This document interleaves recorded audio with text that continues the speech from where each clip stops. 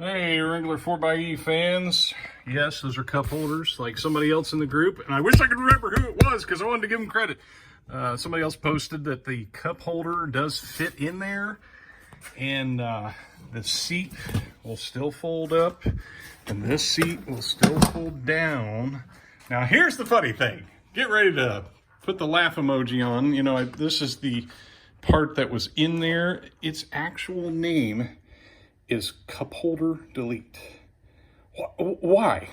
Jeep, why would that be necessary? I don't know. Stop using logic, Chris. So there you go. Just wanted to share that that video that is possible and it works. I am pretty sure this thing, it does kind of rest on there just a little bit, but if you're not putting too much pressure on it, I think you'd be all right. Thanks for watching.